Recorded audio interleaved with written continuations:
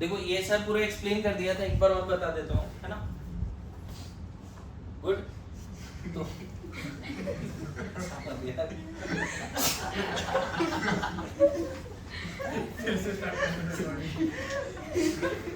याद था ना ये तुम लोगों का?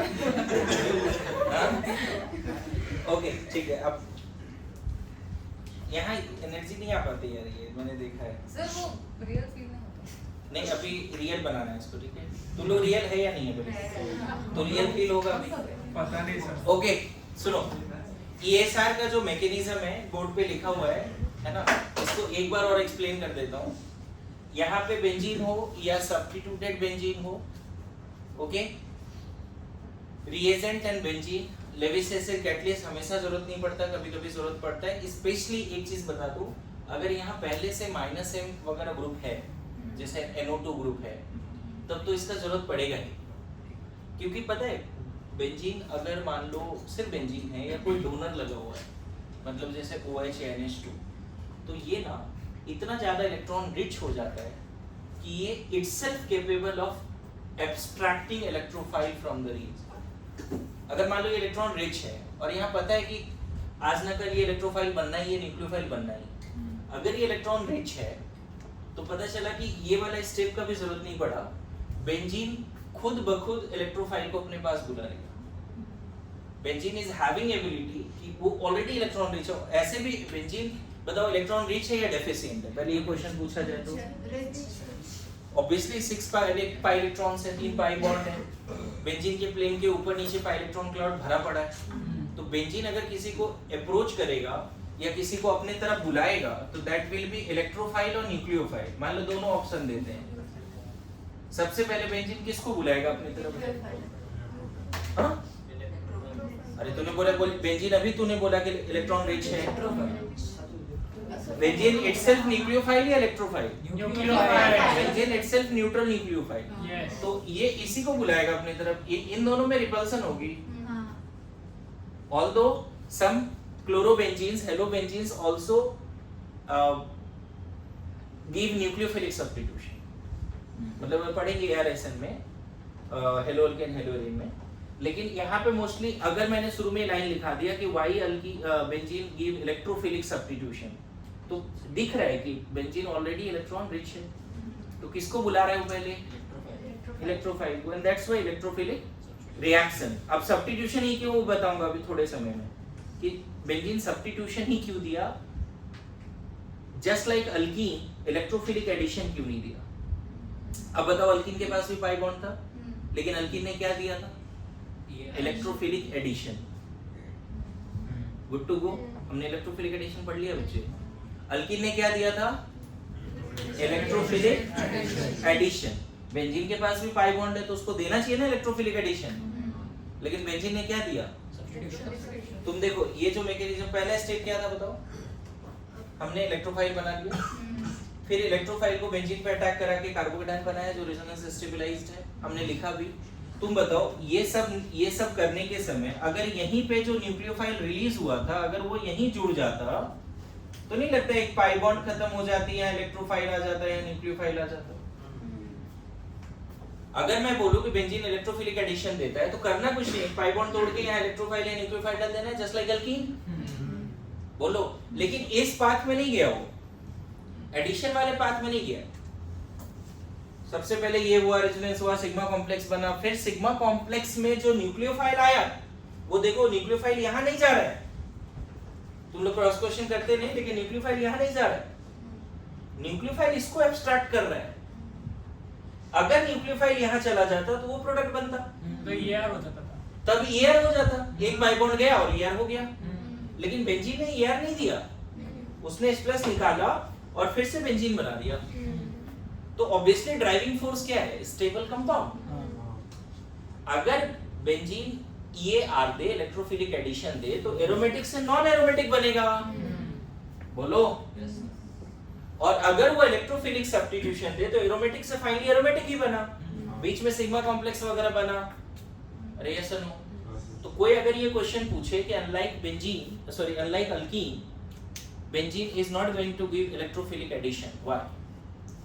तो आपको इसका आंसर लिखना है प्रॉपर्ली कि अल्कीन तो देता है इलेक्ट्रोफिलिक एडिशन, लेकिन बेंजीन नहीं देता। और अल्कीन का इलेक्ट्रोफिलिक एडिशन में हमने 10-12 रिएजेंट पढ़े, कितने सारे रिएजेंट है इलेक्ट्रोफिलिक एडिशन के लिए, कुछ क्लासिकल है, कुछ नॉन क्लासिकल है, लेकिन देता है। लेकिन बेंजीन क्या देता है? सब्स्टिट्यूशन देता है। अच्छा, इलेक्ट्रोफिलिक ही क्यों? क्योंकि आरडीएस स्टेट में कौन आ रहा है बेंजीन की तरफ? और तुम देखो ईएसआर जो अल्कीन का इलेक्ट्रोफिलिक एडिशन था और इसका जो पहला स्टेप है सेम है। अल्कीन में भी यही होता था कि जब इलेक्ट्रोफाइल आता था पाई बॉन्ड टूटता था। याद करो क्लासिकल में इलेक्ट्रोफाइल जब आया पाई बॉन्ड टूटा, जिस पे नेगेटिव आया वो इलेक्ट्रोफाइल से जुड़ के न्यूट्रल हो गया, प्लस चार्ज दिख रहा है। अल्कीन पे जैसे H प्लस आता था सामने वाले कार्बन पे प्लस चार्ज क्रिएट हो जाता था, कार्बोकेटायन बनता था क्लासिकल कार्बोकेटायन मेथड में, व्हिच में रीअरेंज। यहाँ रीअरेंजमेंट का भी टेंशन नहीं लेना है। बोलो पूरा पार्ट समझ में आया है? अब एक शुरू में जो बात बता रहा था, क्या लेविस एसिड कैटलिस्ट का जरूरत हमेशा पड़ेगा? बोलना है समटाइम्स पड़ेगा, समटाइम्स नहीं पड़ेगा, डिपेंड करता है रिएजेंट पे। अगर ये रिएजेंट हाईली पोलर है तो पता चला उसको जरूरत ही नहीं है। अगर ये हाईली पोलर है तो ये तो परोस के इलेक्ट्रोफाइल दे रहा है ना, ले जाओ, उसको बनाने का जरूरत क्या है। लेकिन अगर ये रिएजेंट नॉन पोलर है तो हमें इसका जरूरत पड़ेगा। Good to go. एक और बात बताओ, अगर ये रिएजेंट नॉन पोलर है लेकिन ये इलेक्ट्रॉन रिच है लाइक फेनॉल और एनिलीन, तब भी जरूरत नहीं पड़ता, आगे देखेंगे। मतलब ये खुद अपने आप में औकात रखता है इलेक्ट्रोफाइल को अपनी तरफ बुलाने का। कब? जब यहाँ जो ग्रुप जुड़ा हुआ है वो ERG है, इसी को आगे चल के बोलते हैं एक्टिवेटर्स। मतलब बेंजीन को इलेक्ट्रोफिलिक सब्स्टिट्यूशन के लिए और एक्सेलरेट कर देना एक्टिवेटिंग ग्रुप कहलाता है। मतलब प्लस m प्लस i भी plus m plus i plus h ये सारे एक्टिवेटर्स। ठीक है, ये पूरा पार्ट लिख लिया जी।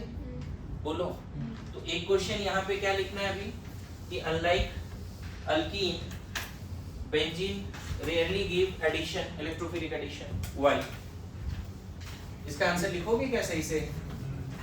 बोलो।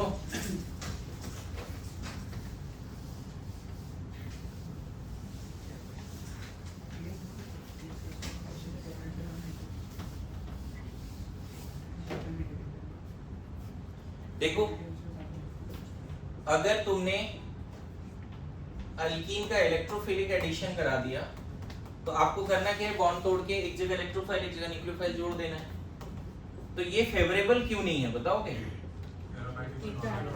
क्योंकि एरोमेटिक से नॉन एरोमेटिक बन गया, not favourable, not thermodynamically stable. Full form लिख लेना, ये थर्मोडायनेमिकली उतना ज्यादा स्टेबल नहीं। लेकिन अगर तुमने बेंजीन से एक H हटा के वहां पे इलेक्ट्रोफाइल जोड़ दिया, लेविस एसिड कैटलिस्ट एनहाइड्रस के केस में H हटा दिया और वहां पे इलेक्ट्रोफाइल जोड़ दिया, तो इससे क्या फायदा हुआ बच्चे? एरोमेटिक से एरोमेटिक स्टेबल प्रोडक्ट है ना, वेरी स्टेबल प्रोडक्ट।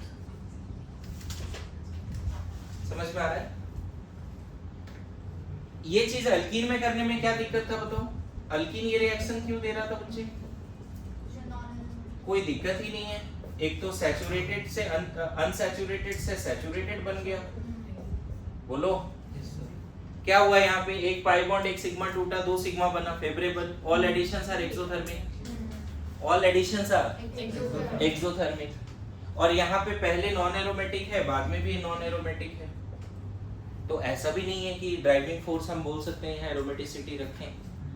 तो alkene can give addition and most common reaction of alkene alkyne are addition. Some are classical, some are non classical, but most common reaction of aromatic compounds are addition और substitution. ये नहीं है, ये सही। आया समझ में? तो अल्कीन क्यों दिया एडिशन, ये समझ में आ रहा है? बोलो, है ना?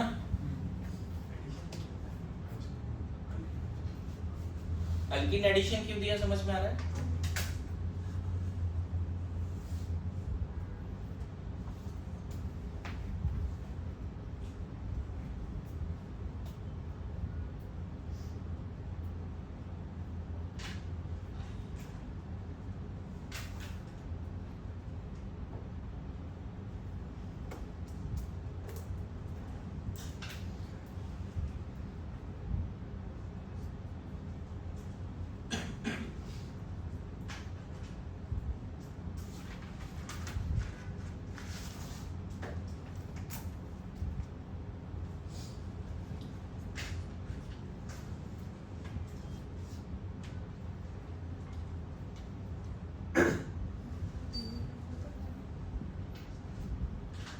डन। थोड़ा तुम वर्ड में भी लिख लो कि अल्कीन एडिशन के लिए सही कंपाउंड है, लेकिन बेंजीन एडिशन के लिए सही कंपाउंड है, सब्स्टिट्यूशन के लिए सही कंपाउंड, क्योंकि उस केस में एरोमेटिसिटी मेंटेन रहता है। थोड़ा वर्ड में लिख लिया, बोलो। बोर्ड क्लीन कर सकते हैं?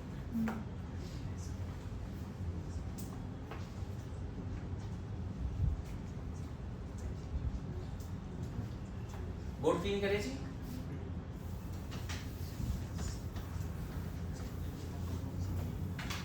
नाउ ये बताओ मैकेनिज्म को देख के की पॉइंट्स क्या क्या लिख सकते हैं? मैकेनिज्म को देख के की पॉइंट्स क्या क्या लिख सकते हैं? Very good. पहले तो आरडीएस स्टेप को देख के बताओ रेट क्या ऐसा लिखना चाहिए, एरोमेटिक कंपाउंड का कॉन्सेंट्रेशन इनटू इलेक्ट्रोफाइल का कॉन्सेंट्रेशन। देखो आरडीएस स्टेप में क्या क्या इन्वॉल्व है, बेंजीन और इलेक्ट्रोफाइल दोनों था। सो ऑर्डर 2 एंड मॉलिक्युलरिटी 2, पहला स्टेप ये बोल सकते हैं। दूसरा C प्लस फॉर्म्ड है ना, which is resonance stabilized, resonance stabilized, ठीक है। C plus formed which is resonance stabilized, है ना। रेजोनेंस हाइब्रिड जो बनता है उसको सिग्मा कॉम्प्लेक्स बोलते हैं, नहीं?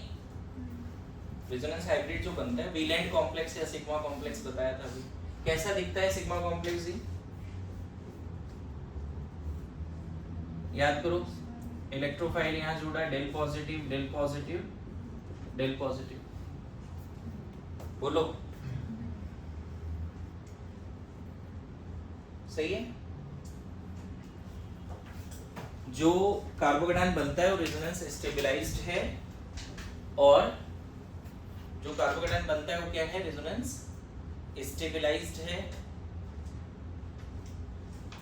रीअरेंजमेंट नहीं होती, ध्यान रखना, नो रीअरेंजमेंट, ब्रैकेट में लिख सकता है।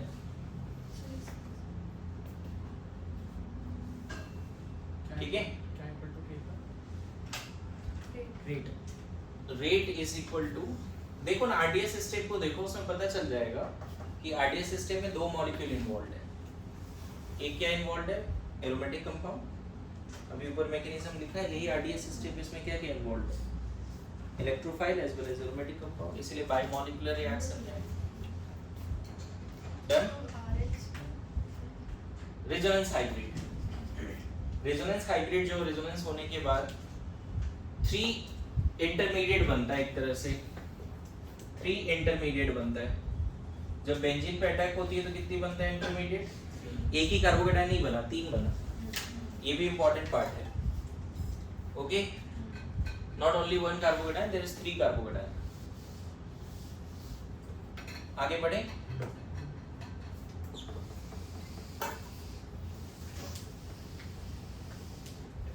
ठीक है।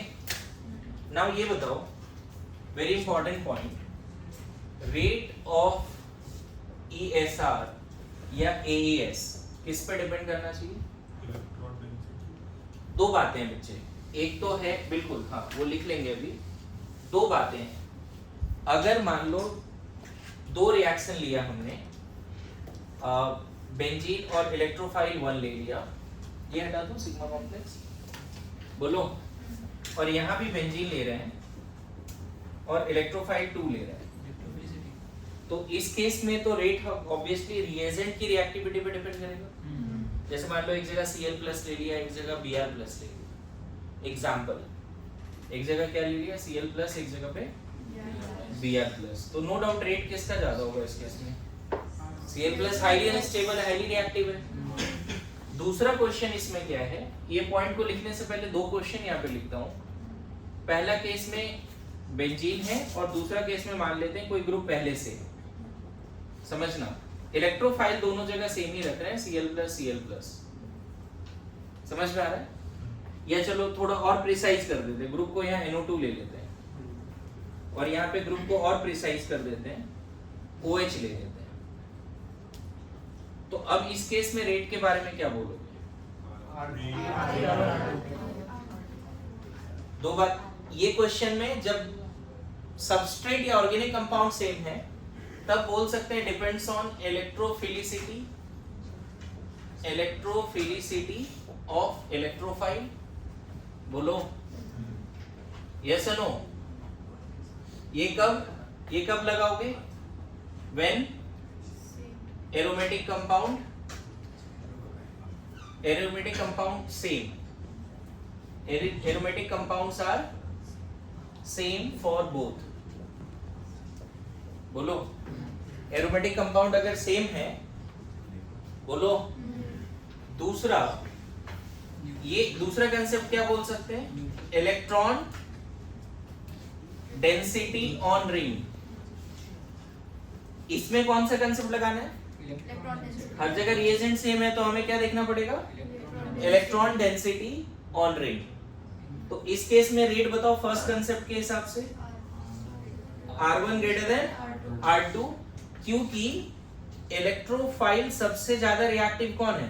Cl प्लस फिर Br प्लस। बोलो। तो मैं बताऊं मोस्ट ऑफ द केसेस में ये क्वेश्चन नहीं आते। जब भी रेट ऑफ रिएक्शन पूछा जाएगा वहां पे, जैसे आप याद करो एल्डिहाइड कीटोन NaR में हमने रिएजेंट को चेंज करके नहीं किया क्वेश्चन, हर बार रिएजेंट सेम रखा कि RMGX से कौन पहले रिएक्ट करेगा। आज भी अगर तुमने NaR का क्वेश्चन किया है तो उसमें ज्यादातर क्वेश्चन कैसे थे? एल्डिहाइड कीटोन थे और बोलो रिएक्टिविटी बताओ। Good to go. मैक्सिमम हर जगह पे ऐसे ही होता है, अल्कीन कौन ज्यादा रिएक्टिव है, 4 अल्कीन दिया हुआ सबके लिए HX है।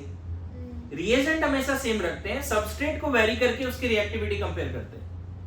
उसी तरह से जब भी ESR का क्वेश्चन आएगा, what is the rate of ESR, तो सबस्ट्रेट को वेरी करेंगे ना कि रिएजेंट। लेकिन मैं दोनों कंसेप्ट डिस्कस कर दिया। यहां पे रेट क्या बोलोगे बच्चे? इस क्वेश्चन में रेट बताओ। R2 R1 सॉरी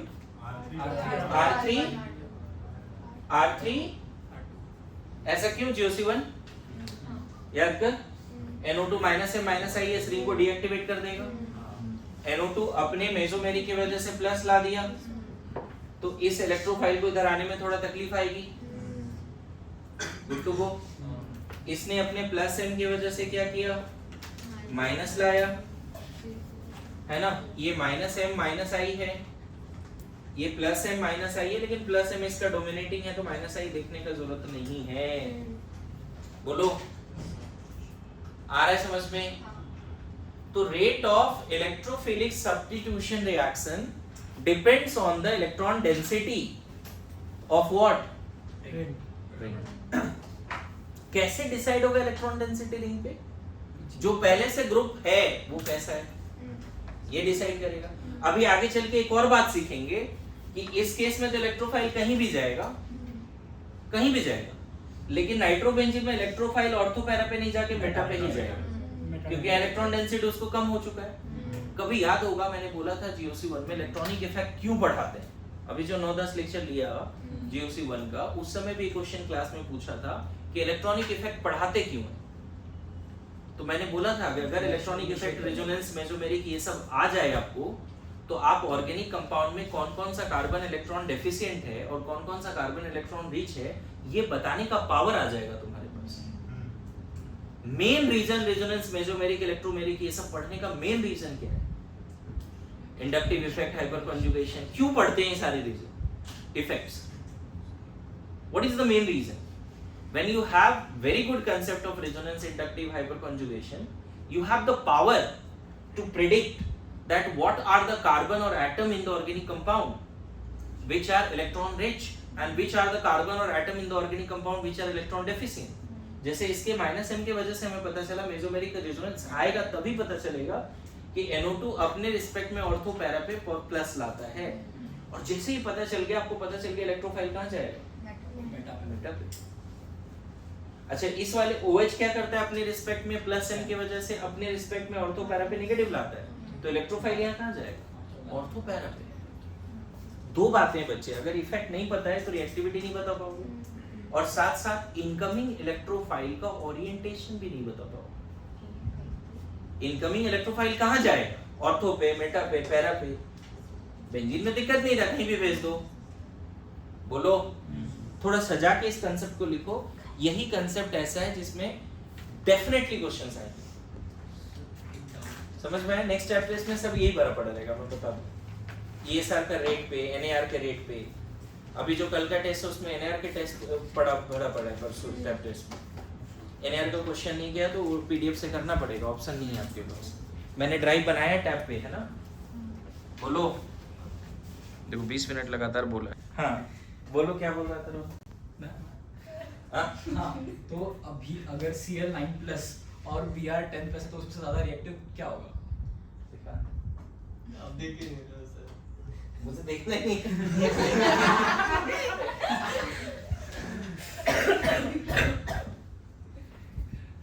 ऐसे ऐसे डाउट मतलब लाता क्यों है ये तो बता पहले। आ जाता है मतलब तुम्हारा कंट्रोल। मुझे भी उसी चीज का डाउट है कि ऐसा डाउट क्यों आया है। अच्छा, ये भी डाउट। ये भी डाउट है सर, गलत है तो खैर, इसमें जो इम्पोर्टेंट पार्ट है बच्चे, रिएजेंट चेंज करके रिएक्टिविटी नहीं पूछेगा, अभी मैंने एक्सप्लेन कर दिया। हाँ। तो ये डाउट आना भी नहीं चाहिए। नहीं आएगा बिल्कुल। आपसे रिएजेंट हमेशा सेम रखेगा, इधर जो एरोमेटिक कंपाउंड्स है उसको चेंज करता रहेगा। दो तरह के क्वेश्चंस हैं बच्चे, अगर जो ग्रुप लगे हैं अगर उसका इफेक्ट नहीं पता तो आप ना प्रोडक्ट सही लिख पाओगे ना रेट सही बता पाओगे। जैसे नाइट्रोबेंजीन का ESR कराएंगे तो मेटा पे जाएगा इलेक्ट्रोफाइल, ऑर्थो पैरा पे नहीं जाएगा। नहीं जाएगा। और फेनॉल का ESR कराएंगे तो ऑर्थो पैरा पे जाएगा, मेटा पे नहीं जाएगा। मैं फिर रिपीट कर रहा हूं, जब मैंने इलेक्ट्रॉनिक इफेक्ट्स पढ़ाया था तो क्लास में लाइन मैंने पूछा था कि क्यों पढ़ते हैं ESR। रिएक्शन इनिशिएट करने के लिए। नहीं, अभी भी नहीं, अभी जस्ट एक्सप्लेन कर दिया फिर भी नहीं बोल पा रहे हैं। इलेक्ट्रॉन डेंसिटी का है। हाँ, अगर ESR का कंप्लीट इंफॉर्मेशन है, resonance, inductive, hyper conjugation, electromeric, तो ऑर्गेनिक कंपाउंड में कौन कौन से एटम में इलेक्ट्रॉन रिच है, कौन कौन सा एटम इलेक्ट्रॉन डेफिशिएंट है, ये बता पाते हैं। अगर यहाँ -M नहीं आता, NO2 का रेजोनेंस करने नहीं आता, तो तुम नहीं बोल पाते कि NO2 बेंजीन के ऑर्थो पैरा पे प्लस क्रिएट करेगा, मतलब यहाँ इलेक्ट्रॉन डेंसिटी कम हो गया। और OH+ है, मैं आइडेंटिफाई नहीं कर पाओगे तो ये नहीं बोल पाओगे कि OH अपने रिस्पेक्ट में बेंजीन के ऑर्थो पैरा पे माइनस लाएगा। तो तुम्हारे पास एक पावर आ जाता है कि relative electron densities on different atoms you can predict with the help of electronic effects. Sir हम जब GOC1 पढ़ रहे थे तब सेम क्वेश्चन का आंसर आपने यही बोला था कि हमें रिएक्शन इनिशिएट करना आना चाहिए, इसलिए हम इलेक्ट्रोमैग्नेटिक इफेक्ट पढ़ता है। हाँ, इलेक्ट्रोमैग्नेटिक इफेक्ट में ये लाइन सही है। मैं पूरे इलेक्ट्रॉनिक इफेक्ट्स का बात कर रहा हूँ, पूरे इलेक्ट्रॉनिक इफेक्ट्स का, रेजोनेंस, हाइपर कंजुगेशन। लेकिन मैं बताऊं इसमें से एक और अच्छा क्वेश्चन है कि इससे ज्यादा एक्सेस क्या है, rate of ESR depends on the stability of sigma complex form. Stability of sigma complex, that is तुम बोल सकते हो stability of three intermediate carbocation form, intermediate C+ form. मैं बताऊं इससे क्वेश्चन तो सॉल्व होता है इससे, लेकिन उससे ज्यादा ये वाला कंसेप्ट से सॉल्व होता है। आपको पता है कि जैसे ही बेंजीन पे इलेक्ट्रोफाइल अटैक करता है, कार्बोकेटाइन बनता है, जो 3 रेजोनेटिंग स्ट्रक्चर है उसके मैकेनिज्म में देखा आपने, बोलो। Yes sir. तो इलेक्ट्रॉन डेंसिटी वाला कंसेप्ट तो लगाते हैं लोग, लेकिन उससे ज्यादा इंपॉर्टेंट कंसेप्ट ये वाला पार्ट है। कंसेप्ट देखो क्या फिर से एक बार, इलेक्ट्रोफाइल जब बेंजीन की तरफ आया तो आपने देखा था बच्चे, इसको 1-2 माना था हमने। क्या किया था पहला स्टेटमेंट, जल्दी से बताओ। पहला स्टेप में इस बॉन्ड को हमने तोड़ दिया था, ध्यान में आ रहा है, और फिर इसको इस पर अटैक करा दिया था, ध्यान में है। बोलो क्या बना था तुरंत पहला स्टेप में, इसी कार्बन पे H और E दोनों आ गया, यहाँ प्लस है और इधर 2 पाई बॉन्ड। बताओ ये पाई बॉन्ड धीरे धीरे 3 जगह पे शिफ्ट होता है, याद करो। ये जब यहाँ जाता है प्लस यहाँ आ जाता है, ये जब यहाँ जाता है प्लस यहाँ आ जाता है। बोलो बारी बारी से ही होता है। क्या बनता है, सिग्मा कॉम्प्लेक्स बनता है। सिग्मा कॉम्प्लेक्स ऐसा दिखता है, H और E और overall del plus del plus del plus. मैं बताऊं, सुन लो पहले, लिखने में बाद में करना। अगर पहले से जहां पे प्लस चार्ज क्रिएट हो रहा है, अगर पहले से उन सब जगह पे कोई इलेक्ट्रॉन रिलीजिंग ग्रुप आ जाए, बोलो, तो सिग्मा कॉम्प्लेक्स को सुकून मिलेगा कि नहीं? बात समझे? मतलब कहने का मतलब ये हो गया कि बेंजीन या सब्स्टिट्यूटेड बेंजीन पे जब इलेक्ट्रोफाइल अटैक करता है, सिर्फ बेंजीन पे नहीं, यहाँ पहले से कोई ग्रुप होगा वहां भी इलेक्ट्रोफाइल अटैक करेगा। किसी भी बेंजीन पे, सब्स्टिट्यूटेड बेंजीन पे जब इलेक्ट्रोफाइल अटैक करता है तो जो इंटरमीडिएट कार्बोकेटायन बनता है 3, उन तीनों कार्बोकेटायन में से किसी एक को, किसी दो को, किसी 3 को प्रीवियसली बॉन्डेड ग्रुप का सपोर्ट मिल जाए तो कार्बोकेटायन ज्यादा स्टेबल हो जाएगा। बोलो, मेरी बात समझ रहे हो क्या बोल रहा हूं? फिर से रिपीट करूं, बेंजीन तो कोई ग्रुप है ही नहीं, बेंजीन में बात ही नहीं करो। अगर पहले से बेंजीन में कोई ग्रुप है तो इलेक्ट्रोफाइल अटैक कराने के बाद कार्बोकेटायन बनेगा। कार्बोकेटायन जो बना, अगर उसको जो पहले से ग्रुप है उस ग्रुप का स्टेबिलिटी मिल जाए उस कार्बोकेटायन को, मान लो वो ग्रुप ऐसा है OH है, मान लो यहाँ पहले से OH है, तो पता चला यहाँ प्लस आएगा, बैक बॉन्डिंग की स्टेबिलिटी मिल रही। मेरी बात समझ में आ रहा है? In case of substituted benzene, है ना, the intermediate carbocation formed must be stabilized by previously bonded group, then that will give faster ESR. Must be stabilized by previously bonded group। यहाँ पे 2 पॉइंट है, एक और पॉइंट है जो अभी थोड़े समय में समझाऊंगा। मतलब बेटर टू से कि हम बोल दें कि जितना ज्यादा स्टेबल कार्बोकेटायन बनेगा उतना ही फास्टर ESR होगा। क्लियर है? यहाँ पे मैं पॉइंट्स लिखा सकता हूँ, लिख लो थोड़ा सा। इन केस ऑफ, पहले लिख लो फिर ये बातें लिखना जो मैंने यहाँ लिखा है। ये दोनों तो अभी भी लिख सकते हो, ये तो शायद लिख लिया होगा। हाँ, ये वाला पार्ट थोड़े लेट से लिखो। In case of substituted benzene, in case of substituted benzene, mono हो, डाई हो, ट्राई हो, ऐसा नहीं बोल रहा हूँ एक ही ग्रुप लगा हुआ है, 2 ग्रुप लगे, डाई सब्स्टिट्यूटेड, मोनो सब्स्टिट्यूटेड या ट्राई सब्स्टिट्यूटेड, कितने भी ग्रुप्स हैं, the intermediate carbocation formed must be stabilized by previously bonded group. The intermediate carbocation formed must be stabilized by previously bonded group. Must be stabilized by previously bonded group.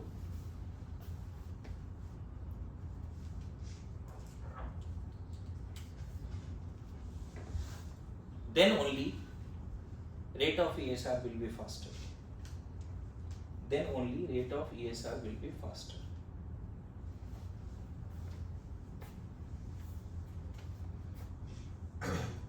जैसे इस पे question करता हूँ, benzene ज्यादा reactive है, chlorobenzene ज्यादा reactive है, या टॉलुइन ज्यादा रिएक्टिव है, OH 7-8 की रिएक्टिविटी एक साथ जज कर लेते हैं।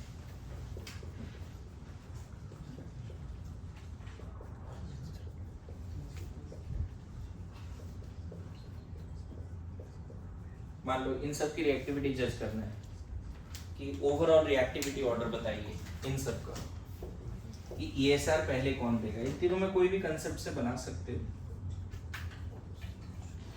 8 दे दिया चलो, तो ये क्वेश्चन होमवर्क रहेगा, नेक्स्ट क्लास में इसका आंसर बताएंगे। अभी क्या कर रहा हूँ मैं, ESR का जैसे हैंडरिटन PDF है वो शेयर कर रहा हूँ, उसको करके आना है। ESR का, AES का, उसको रफ में लिख के आओ, नोट बना के मत आओ, लेकिन रफ में पढ़ के जरूर आओ, ज्यादा अंडरस्टैंडिंग होगी, है ना। और स्पेशली आप लोग पढ़ के आओ, क्योंकि थोड़ा हमें क्लास में फास्ट पढ़ाना है तो जल्दी समझ में आएगा, ठीक है? ओके, हाँ बोलो बोलो। वो जैसे आपने पहले एग्जांपल दिया, पैरा पे अगर OH होगा तो बैक बॉन्डिंग हो सकती है, तो बैक बॉन्डिंग के बाद रिएक्शन सामने प्रोसीड होगा कि नहीं होगा? होगा, मतलब वो ESR के डायरेक्शन में ही जाएगा, लेकिन फास्ट जाएगा। अच्छा, समझ में आ रहा है? अभी करेंगे, बहुत कुछ इसमें डिस्कस करना है। इसमें बताओ सबसे ज्यादा रिएक्टिव कौन होना चाहिए? 5, वेरी गुड। फिर 6 नहीं, NH2 plus M power OH का ज्यादा NH2 होगा। फिर OH फिर OCS। इन तीनों में ये तीनों प्लस M है, लेकिन प्लस M सबसे ज्यादा इसका है, देन OH है, देन OCS3, है ना। ये पढ़ाया क्लास में, OH और हाँ वो है नहीं लग रहा है। खैर इसका ऑर्डर हम लोग नेक्स्ट क्लास में बताएंगे। अभी ESR का मैं भेज देता हूँ आपको, है ना।